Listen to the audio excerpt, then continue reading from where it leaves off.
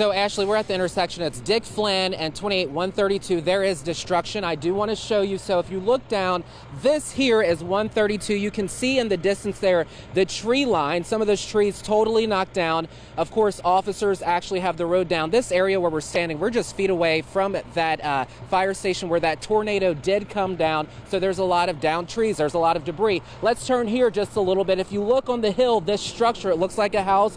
The roof totally blown off, and you can see just here in the distance those tree limbs just totally snapped. Now I do want to bring in a woman who says you own property up there. Can you tell us your name and what you heard and saw? I am Phyllis Morgan. We own the lot up by Goshen Road and 28 across from UDF, and it's my building, and it's flattened now.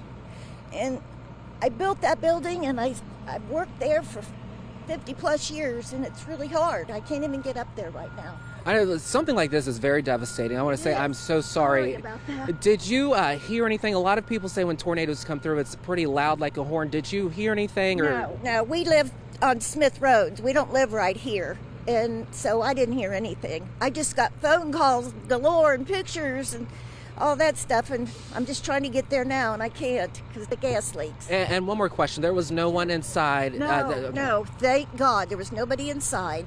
I'm grateful for that. Thank you so much, and we're praying, and we hope that everything goes well for you guys. All right, guys. So I do want to take you to the intersection here. So I was talking to police. You can see multiple law enforcement here. They said they're trying to restore power to this area. But if you live in this area, 28132, also known as Dick Flynn Boulevard, you want to stay out of here. Traffic is totally stacked. We're going to stay right here and continue to bring you guys the very latest from Goshen. And I do believe my colleague Chancellor is out and about in the tri-state also. So Chance, I'm going to send it to you. Rob, Amber, this is totally devastating. I do want to take a look inside here. This is an office building. People were inside of here at the time that tornado touched down. Stanley, if you come out here, I want to introduce everybody to Eric. Eric, you're the co-owner of this insurance company, correct? Correct, yes. Explain what happened, what you see, what you hear. We were just all inside the conference room, working like we do every day. We heard, storms, but there was nothing really like any different than any other time there's been a thunderstorm. But all at once, all of our phones went off with an alert that said, warning, take shelter immediately. And I jumped up and we said, we got to get to the kitchen. That's the only place we thought. There's a table there. But before we made it to the kitchen, the ceiling collapsed on us. And we tried to get there as fast as we could. And the ceiling collapsed in the kitchen. And we all just kind of, 4 of the 5 of us got under tables in the kitchen. One didn't make it fast enough and went into the bathroom in the hall. And we all tried to frantically call our kids and make sure they were safe and tell them we loved them, because we didn't know if we were gonna make it out. So. And before we leave you, so your kids are okay and you guys are okay, correct? Everybody's okay. Looking at this after the fact and seeing that we just have scrapes and a little bit of cuts and probably going to be sore tomorrow. This stuff can be replaced. It's. We spent a year building this up, and some we're proud of, but this all can be replaced. I'm just glad that we're all together and made it out, because when you look at the damage, it's I don't know. I don't know. All right, thank you so much for your time. I appreciate that. Amber, we're live here in the epicenter of this in Goshen. I'm going to send it back to you. Well, Chancellor, we're at 132 and 28. They just opened the road, so at 6 o'clock, we're going to take you to that fire department. I do want to bring in meteorologist Steve Norris. You guys know him. He's been in the tri-state for a long time.